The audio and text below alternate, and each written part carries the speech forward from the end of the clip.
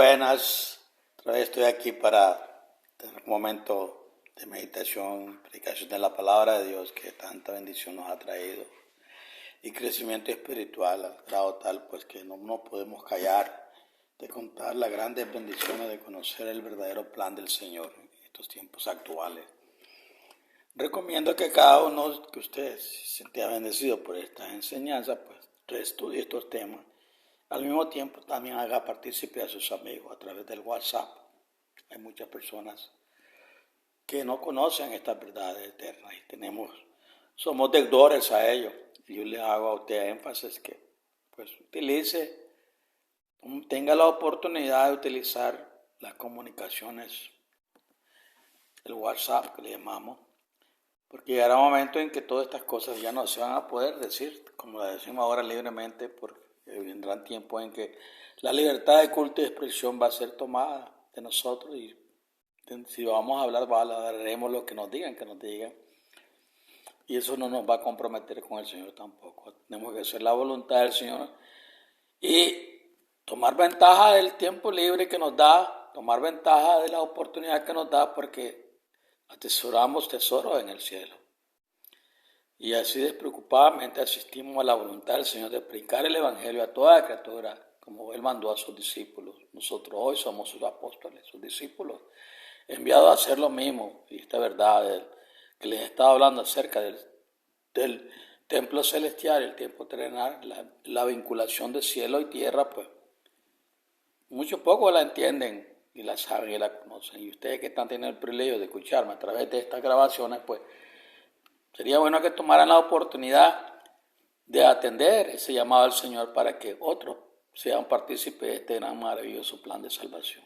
Entonces ahora hablaremos sobre el servicio paralelo del templo, ¿verdad? Entonces vamos a comenzar con las lecciones, esperando que usted tenga la mente abierta y el deseo ardiente de aprender de estas cosas. Si Jesús, estuviera en la tierra, no sería sacerdote, porque ya hay hombres que ofrecen las ofrendas prescritas por la ley. Sirven a un santuario que es copia y sombra de lo que hay en el cielo. Por eso le advirtió a Moisés cuando estaba a punto de construir el tabernáculo: mira que haga todo según el modelo que te ha sido mostrado en la montaña. Eso lo dice Pablo en Hebreos 8, 4 y 5, haciendo recordar los propósitos del santuario terrenal en la tierra, por qué se hacían esas cosas. Poco después del Éxodo, el Padre ordenó a Israel que observara servicios religiosos cada año que son paralelos a los procesos dentro del plan de salvación. Después de la época del rey David, los varones debían asistir a 3 de estos servicios religiosos en Jerusalén. Estas 3 fiestas estaban asociadas con 3 cosechas. Éxodo 23, 14 al 17. El Eterno diseñó estos eventos terrenales para que los participantes consideraran los eventos reales que tendrían lugar en el cielo. La conexión. Los servicios fueron la fiesta de la Pascua, la fiesta de los panes sin levadura, la fiesta de las primicias, la fiesta de la semana o Pentecostés, la fiesta de las trompetas y el día de la expiación y la fiesta de recolección o la fiesta de los tabernáculos.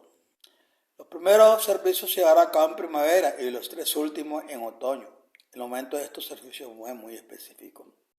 Paralelos del fin de los tiempos. Al examinar estos servicios, centramos en cómo reflejan eventos clave que ocurren dentro del plan de salvación. Cuando el Eterno implementó estos servicios, ya sabía cómo iba a poner fin al drama del pecado.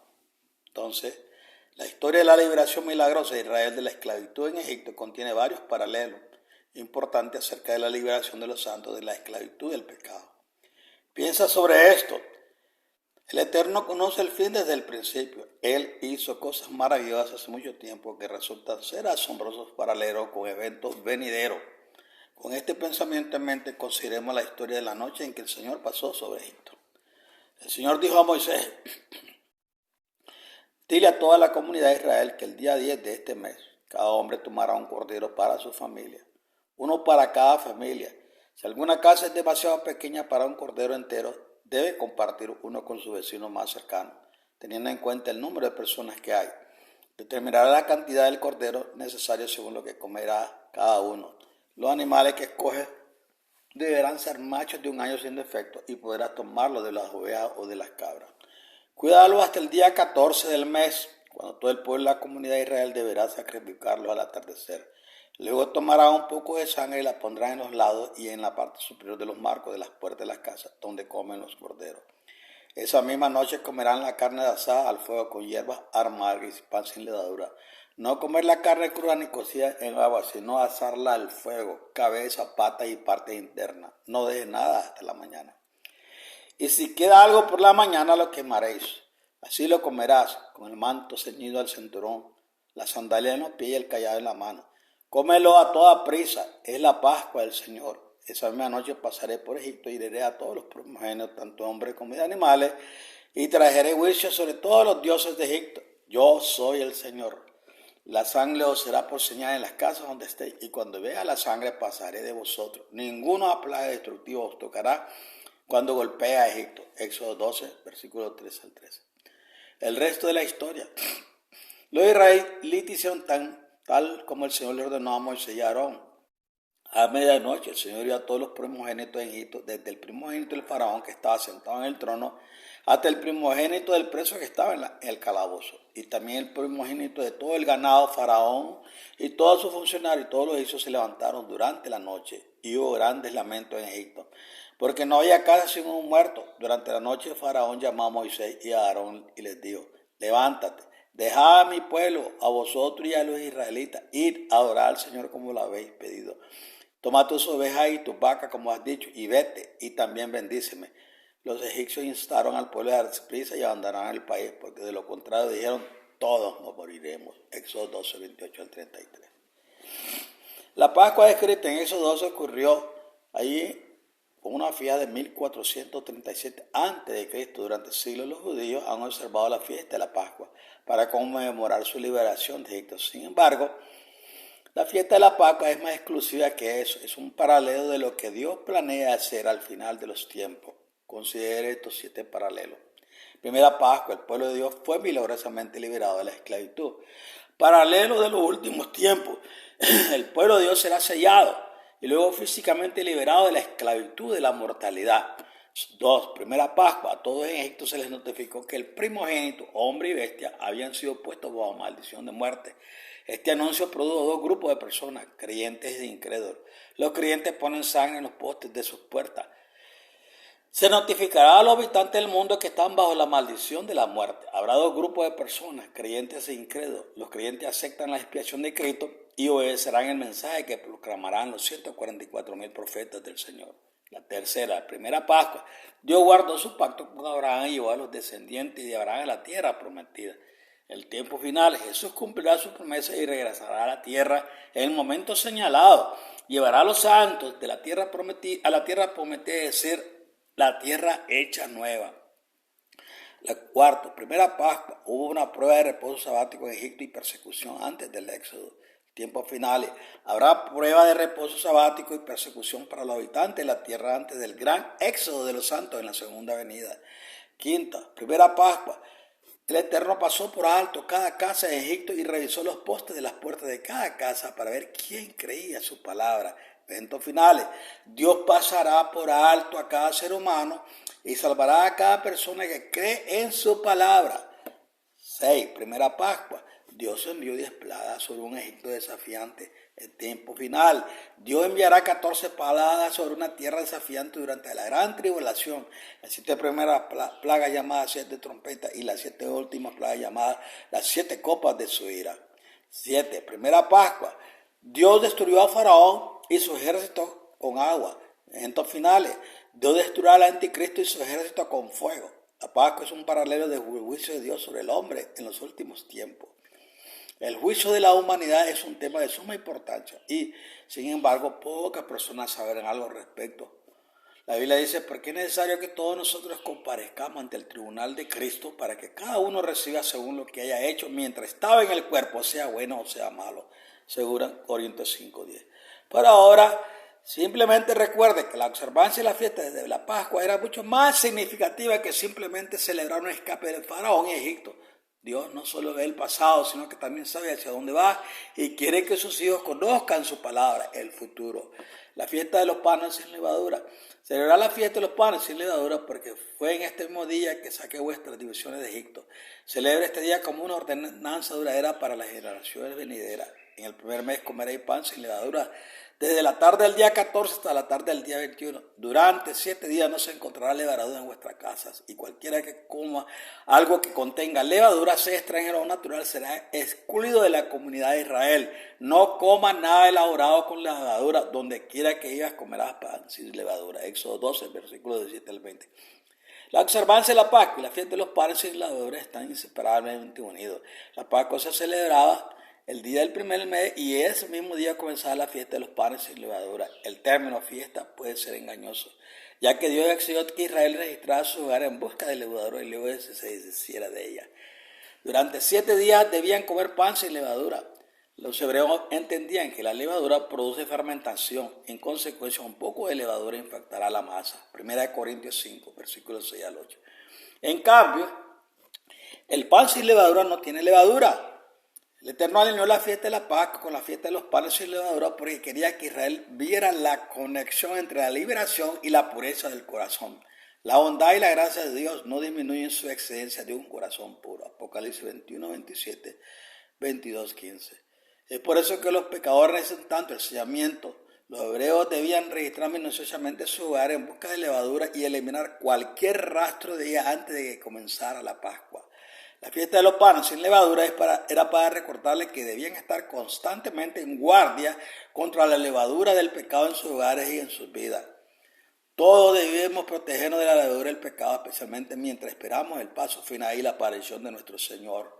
Debemos escudriñar nuestro corazón con frecuencia y eliminar cualquier pecado conocido. El diálogo es un maestro en el gradualismo. El pecado avanza lenta pero constantemente. El pecado alcanzará a un individuo así como a toda una nación si no lo resiste firmemente. La historia de Israel, de hecho de todas las naciones, confirma este punto. En la Escritura el uso figurado de la levadura representa el proceso de fermentación del pecado y se demuestra que son ideas del hombre vanas, necias e inclusive embriagadoras. Marcos 8:15, Lucas 12:1, Apocalipsis 18:3. Los hombres y las mujeres pueden tratar de excusar el pecado, justificar el pecado, defender el pecado, cambiarle el nombre, promover el pecado, exaltar el pecado, ensalzar los beneficios del pecado. Pero no se equivoque, el pecado es mortal. El Eterno odia el pecado y prohibió a los judíos presentarle cualquier ofrenda que contuviera levadura. Éxodo 23:18. Jesús advirtió a sus discípulos, pero guardaos de la levadura de los fariseos y los saduceos. Entonces comprendieron que él no les decía que se guardaran de la levadura que se usa en el pan, sino de las enseñanzas de los fariseos y saduceos. Mateo 16, 11 y 12. Hago retoque, la doctrina. Tengan cuidado, las doctrinas falsas que se están enseñando alrededor de estas comunidades cristianas y alrededor del mundo. De eso tenemos que tener mucho cuidado, porque esa es la levadura de los fariseos. Estas palabras ciertamente son aplicables hoy en día. Hay 7 sistemas religiosos en el mundo hoy. Cada uno está lleno de levadura. La doctrina de los sistemas religiosos del mundo se han fermentado y son inaceptables para el Eterno. En los últimos días, los siervos del poderoso, los 144,000, representarán el pan sin levadura de vida al mundo. Y cada persona en la tierra tendrá la oportunidad de elegir la vida o rechazar la verdad. La historia del Apocalipsis indica que es mucho, si no la mayoría de las personas rechazan el pan del cielo porque prefieren el pan tierno, doctrina fermentada con la levadura del pecado. 3 presentaciones de primicia. Las Pascuas siempre ocurren en la primavera, entre el 3 de abril y el 2 de mayo. El domingo siguiente a la Pascua, el sumo sacerdote presentaba las primicias de la cosecha de invierno ante el Señor. Levítico 23, 11. Esta presentación de primicias, trigo, cebada, aceite y vino, era una sombra de un Jesús resucitado presentándose ante el Padre. Jesús es el primogénito de los muertos, el preeminente resucitado del sepulcro, Apocalipsis 1:5. Debido a que las primicias de la Pascua siempre se presentaban el domingo, Jesús se presentó al Padre el domingo por la mañana como las primicias de los muertos. Juan 20:17. Considere los elementos de la fiesta de la Pascua. El Cordero Pascual representa a Jesús, el Cordero de Dios. El pan sin levadura que se come en la Pascua representa a un Jesús sin pecado, el pan de vida sin levadura que descendió del cielo, Juan 6:35. La vida y las enseñanzas de Jesús no tienen impureza ni fermentación. El vino sin fermentar que se usa en la Pascua representa la sangre pura de Jesús que fue derramada por nuestros pecados. Lucas 22:20. Jesús no podría ser un sustituto perfecto para nosotros si hubiera habido algún pecado en su vida. La primera cosecha del año se produjo en el momento de la Pascua, como cosecha de invierno. También fue la cosecha más pequeña. Esta cosecha presagia la ascensión de Jesús con un pequeño pero triunfante grupo de personas que resucitaron del frío invierno de la muerte. Este grupo de personas incluye a los 24 ancianos mencionados en Apocalipsis, Mateo 27, 52 y 53, Efesios 4:12, Apocalipsis 4:4, 1 Corintios 15:20. Los 24 ancianos, 2 testigos de cada una de las 12 tribus, son representantes de la raza humana. Estos 24 ancianos fueron llevados al cielo en el año 30 después de Cristo para servir como observadores humanos en la corte celestial. Testificarán a todos los santos en los días venideros del proceso judicial cuando Jesús pasó por alto los registros de cada persona para determinar su destino eterno. La fiesta de la semana Pentecostés. Cuente 50 días hasta el día después del séptimo día y luego presente una ofrenda de grano nuevo al Señor. De donde quiera que ibas traeré 2 panes, 2 décimas de efa de flor de harina cocidos con levadura como ofrenda mecida de primicias al Señor. Levítico 23, 16 y 17. La fiesta de la semana se celebraba en el momento de la cosecha de primavera. La cosecha de primavera fue mayor que las cosechas del invierno en Peshach. Esta fiesta de un día se celebraba a finales de primavera o principios de verano, junio o julio. En los días de Cristo esta fiesta se llamaba Pentecostés porque la palabra griega para Pentecostés significa 50º día. La cuenta de 50 días comenzaba con el agitar de las primicias el domingo después de Peshach. La cuenta de 50 días incluía 7 sábados del séptimo día o 7 semanas completas. Luego el día 50, siempre en domingo, se celebraba la fiesta de las 7 semanas con una presentación de las primicias de la cosecha de primavera. Los agricultores entienden que cuando no llueve, no hay cosecha. Esta fiesta ilustra la obra esencial del Espíritu Santo. La obra del Espíritu Santo es suavizar e influir en el corazón humano hacia los asuntos espirituales. 1 Corintios 2:14. A menos que una persona nazca del Espíritu, no puede entrar en el reino de Dios. Juan 3:5. Esta fiesta demuestra que Dios es capaz de traer vida. E incluso una cosecha abundante del frío suelo de un corazón carnal, si las personas se abren y reciben el derramamiento del Espíritu Santo. Dios quería que los judíos entendieran que los hombres pueden trabajar la tierra del corazón y plantar semillas de la verdad, pero solo a través del poder del Espíritu de Dios ocurre la vida espiritual. No estamos trabajando en vano, porque todas estas cosas que hacemos van a tener fruto. Nosotros estamos sembrando en corazones fríos, pero el Espíritu Santo hará germinar, y muchas personas que a ustedes les hable y le transfiera estos estudios, la va a alcanzar el Señor, y entonces Él está haciendo la obra a través de su Espíritu, pero utilizando a seres humanos como usted y yo. La belleza de la sombra de esa fiesta es que aunque el corazón humano pueda estar frío o incluso muerto a las cosas espirituales, el poderoso puede producir una transformación maravillosa a través del poder del Espíritu. Así que coopere, trabaje, haga el esfuerzo. No sea aragán, no esté sentado en la banca calentándola. Hable. Hechos 2 registra un evento maravilloso que ilustra la sombra de esta fiesta. 10 días después de la ascensión de Jesús, el Espíritu Santo descendió sobre los discípulos en Pentecostés y 3,000 personas se bautizaron en Cristo ese día. Hechos 2:41. Esta cosecha de almas provino del trabajo de Cristo mismo. Había viajado del pueblo en pueblo curando enfermos, cojos y ciegos. Había predicado la libertad a personas atrapadas por la religión retorcida, la superstición, y eliminó la levadura del dogma tonto con palabras puras de vida. Los discípulos y estos 3,000 creyentes bautizados fueron las primicias del Evangelio de Cristo. Mateo 7, versículos 28 y 29. Su conversión fue el resultado de la obra del Espíritu Santo. El tiempo del Eterno siempre es perfecto y el evento descrito en Hechos 2 no fue la excepción. Se requería la asistencia a Pentecostés, por lo que varones judíos de muchas naciones llegaron a Jerusalén. Hechos 2, 9 a 11. El derramamiento del Espíritu Santo fue verificado por señales y prodigios y Pedro aprovechó la ocasión con valentía. ¡Qué varón! Así debemos ser como hecho hombre. No tuvo miedo. tirado por el Espíritu Santo, habló las palabras y el Señor hizo una obra en un día maravillosa. No te canses de trabajar, de sembrar, que su tiempo cosecharemos. A través del poder convincente del Espíritu Santo, 3.000 judíos se convencieron de que eso era el cumplimiento mesiánico de las Escrituras. Hechos 2.22, Hechos 13.48. También sospecho que el testimonio de los resucitados con esos 50 días ante Dios, pruebas inmutables de que Jesús efectivamente resucitó de entre los muertos. Mateo 27, 52 y 50. Pascua, Pentecostés y Recolección. Considera las tres presentaciones de las primicias. La presentación de las primicias en la Pascua representa a Jesús resucitado. Él es el primogénito, el preeminente de los hombres. Entre los que han muerto, Apocalipsis 1.5. La pequeña cosecha de invierno en las Pascuas representa un pequeño grupo de personas que Jesús llevó al cielo en el momento de su ascensión, incluidos los 24 ancianos. La segunda presentación de las primicias ocurrió en Pentecostés y estas primicias de la cosecha de primavera guiaron a los discípulos y a los 3.000 personas que fueron bautizadas en Pentecostés en Hechos 2. Estos fueron los primeros cristianos. El Pentecostés registrado en Hechos 2 es el único Pentecostés que se destaca en la historia de Israel desde el Éxodo inicial. Es ampliamente conocido porque el Espíritu Santo llovió sobre los reunidos en Jerusalén en el año 30 después de Cristo para celebrar este Pentecostés. El derramamiento del poder del Espíritu Santo cambió los corazones y produjo personas nacidas de nuevo. Romanos 8.5, primera de Pedro 4.3 al 6. Desde ese día, el Evangelio de Cristo no ha cesado.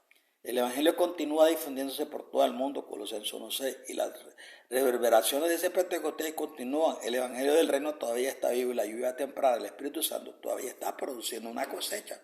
Casi ha llegado el momento de la cosecha final de la tierra representada por la fiesta de la recolección. Habrá un poderoso derramamiento del poder del Espíritu Santo sobre todo el mundo, Joel 2, 27 y 28. La cosecha de otoño es la cosecha más grande y el libro de Apocalipsis dice que los 144.000 siervos de Dios serán las primicias de la cosecha final. Apocalipsis 14:4. Juan también dice que la cosecha final será tan grande que nadie podrá contar el número de los que saldrán de la gran tribulación. Apocalipsis 7:9 al 14. El Padre diseñó esta fiesta hace miles de años porque quiere que comprendamos su plan para salvarnos. La fiesta de las trompetas. La fiesta de la trompeta fue la primera de 3 convocatorias celebradas en el 7º mes del año. Según la historia judía, la 7ª luna nueva del año, o primero de Tishri, estuvo marcada por una fiesta muy ruidosa. Los sacerdotes estaban organizados en grupos y estos grupos se turnaban durante todo el día para tocar sus trompetas. Incluso después de terminada la fiesta se pudieron escuchar los toques de trompeta por la tarde y por la mañana durante 8 días más. La Biblia simplemente dice, el primer día del 7º mes celebren una asamblea sagrada y no hagan ningún trabajo regular. Es un día para que toquéis las trompetas. Tiempo de fiesta, número 29 de junio. El Antiguo Testamento no proporciona muchos detalles sobre la fiesta de las trompetas. Sin embargo, podemos determinar fácilmente el propósito de la fiesta de las trompetas con un poco de investigación. El sonido de la trompeta en la antigüedad equivalía al sonido de una sirena, Joel 2.1. La trompeta se usó en la guerra antigua de manera muy similar a como se usó el clarín en la guerra civil que ocurrió en los Estados Unidos en la década de 1860. El sonido de la trompeta fue diseñado como una advertencia a cada hombre, mujer y niño de que el día ultra serio de la expiación estaba a punto de llegar. El amor de Dios por la humanidad lo mueve a avisar a las personas cuando llega el tiempo del juicio. El antiguo día de la expiación se consideraba un acontecimiento extremadamente solemne porque ese día marcaba el fin de la misericordia.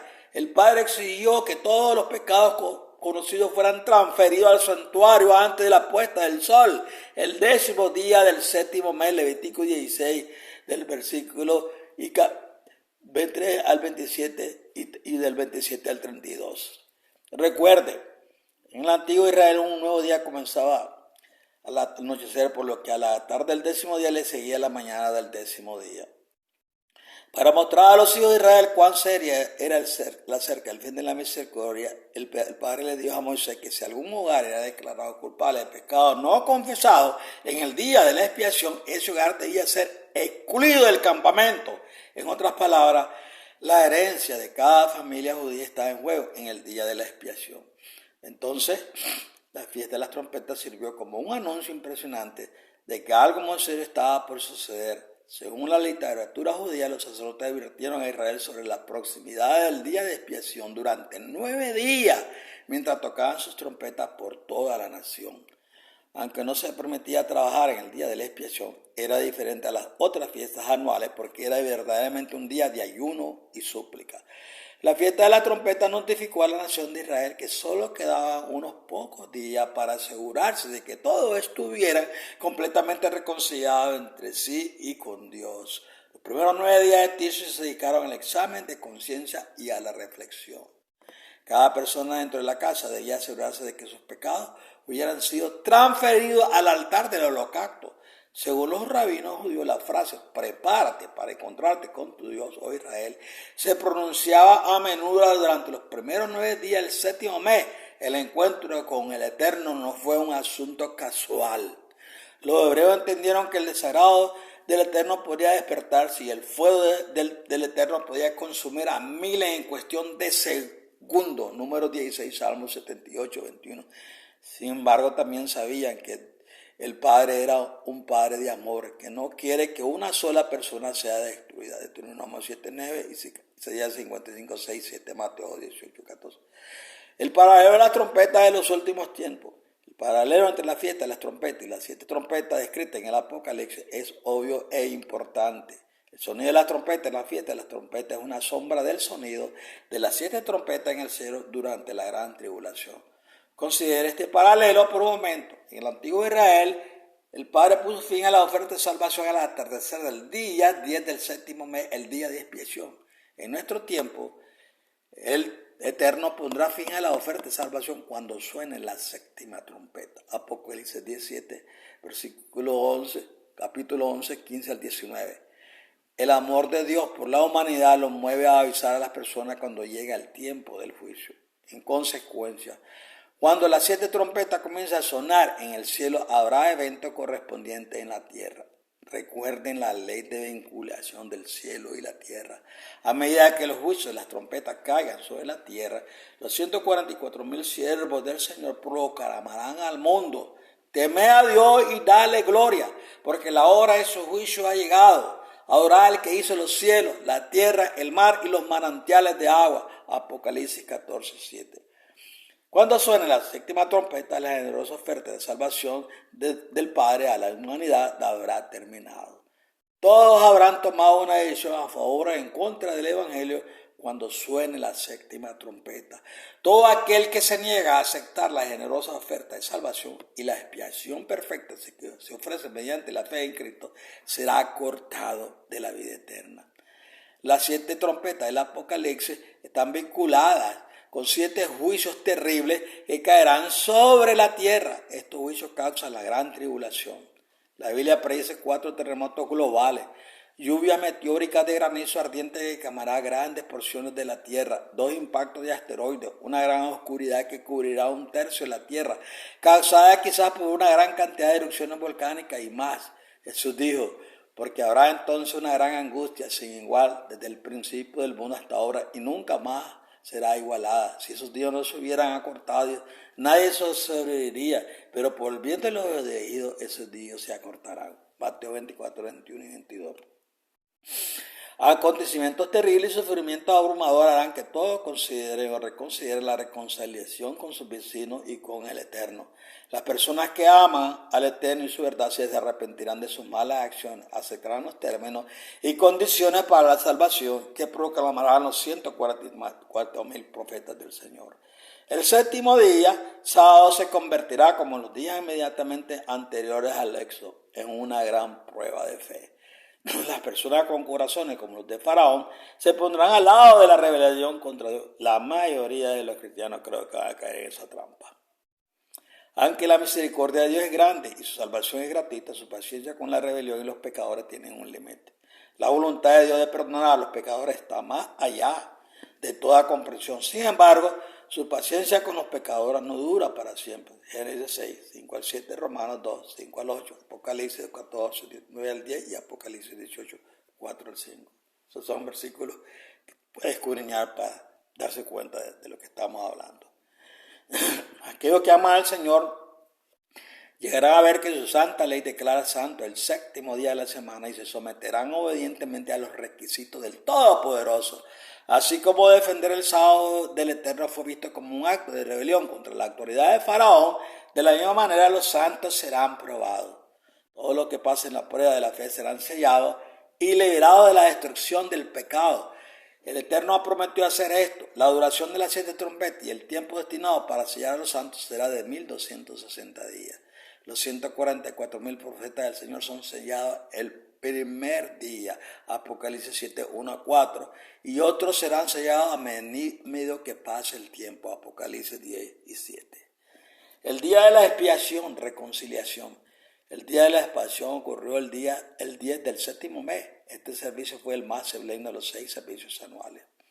El servicio del día de la expiación involucra 3 temas vitales: la reconciliación del hombre con el hombre, la reconciliación del hombre con Dios y la remoción del pecado del templo. El día de expiación indica que hay un final, un punto en el tiempo en el que termina la oferta de la misericordia de Dios. La palabra hebrea para expiación, kapar, Strong H3722, significa aplacar, cancelar, reconciliar, pacificar. La expiación a veces se describe como un estado de unificación. La idea básica detrás de la palabra expiación es la reconciliación, la restauración a un estado de unidad. Note los requisitos para la reconciliación. El Señor dijo a Moisés: si alguno peca y es infiel al Señor, engañando a su prójimo en algo que le ha sido confiado o dejado a su cuidado robado, o si lo engaña, o si encuentra propiedad perdida y miente sobre ella, o si jura en falso, o si comete cualquier pecado que la gente pueda cometer, cuando peca de esta manera y se vuelve culpable, debe devolver lo que ha robado o tomado mediante extorsión, o lo que le fue confiado, él o la propiedad perdida que encontró, o cualquier cosa sobre lo que juró en falso. Deberá restituir todo el dinero, añadirle una quinta parte del valor y dárselo todo al dueño el día que presente su ofrenda por la culpa. Y como castigo traerá al sacerdote, es decir, al Señor, su ofrenda por la culpa, un carnero del rebaño, sin defecto y de su justo valor. De esta manera, el sacerdote hará expiación por el del Señor y le será perdonado cualquier cosa que haya hecho y que le haya hecho culpable. Levítico 6, 1-7. Si una persona pecaba contra su prójimo, Dios requería expiación entre las dos partes, o antes de permitir que la culpa de ese pecado fuera transferida al templo. Jesús subrayó la necesidad de hacer expiación con un hermano cuando dijo: por tanto, si estás ofreciendo tu ofrenda en el altar y ahí te acuerdas de que tu hermano tiene algo contra ti, deja tu ofrenda ahí delante del altar, primero ve y reconcíliate con tu hermano, entonces ven y ofrece tu regalo. La misma práctica se le aplica a los cristianos hoy. Está en Mateo 5, 23 y 24. Si bien se ha introducido el tema del equilibrio judicial, en este punto son necesarios algunos comentarios al respecto. La expiación por el pecado es necesario en el universo de Dios porque la presencia del pecado no es justificable. Si el pecado pudiera justificarse, entonces el Eterno debería ser considerado responsable por el pecado. Dado que el Eterno no ha hecho nada que lo haga responsable del pecado, la presencia del pecado no puede justificarse. Por lo tanto, el Eterno requiere expiación o apaciguamiento por la presencia del pecado. El Eterno mantiene un estado de equilibrio judicial en todo su vasto reino. El Eterno es el guardián, el ejecutor y el tribunal supremo del universo. Y Él asegura que el equilibrio judicial esté siempre presente. No hay separación de poderes en el gobierno del Eterno. En cambio, hay una separación de entidades, el Padre y el Hijo.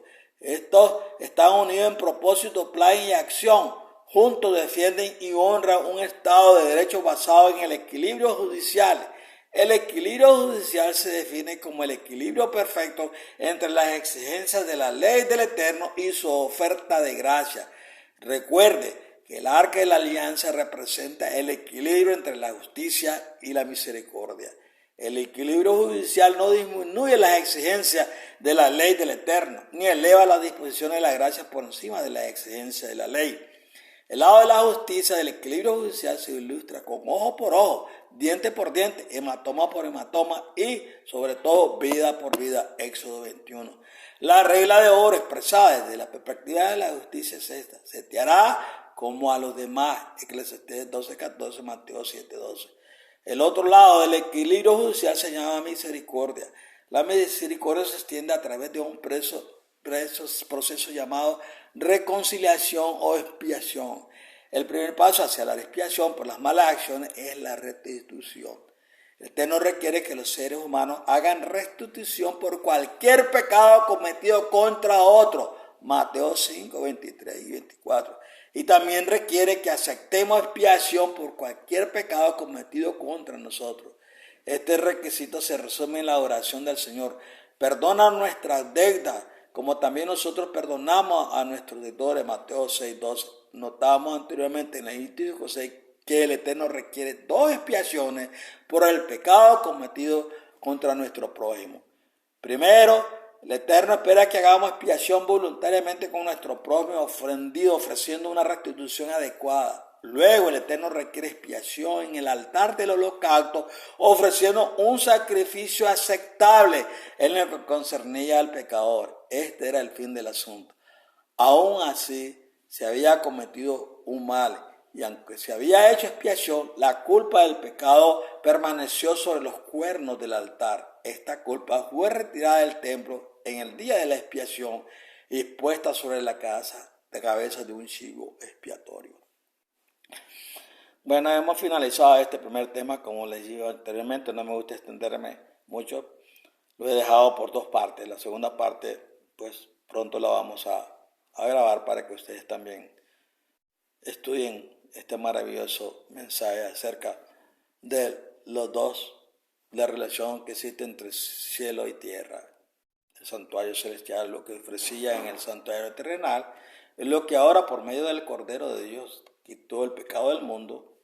Jesús, que está intercediendo en el santuario celestial, es nuestro sumo sacerdote. No podemos nosotros lograr todas estas cosas. Bueno, es una enseñanza más, pero Él le ayude, le abra los entendimientos y pueda hacer la voluntad del Señor. Y además, si este mensaje le toca su mente y su corazón, déselo a otros. Usted tiene un arma maravillosa, el celular, donde puede pasar mensajes a otros, y eso le va a pasar a otros. Y esta verdad absoluta que viene del cielo va a ser obra en los corazones de los hombres. Bueno, que el Señor me lo guarde y me lo bendiga. Bendiciones en su hogar, en su familia. Siempre les deseo, les amo en el Señor, su hermano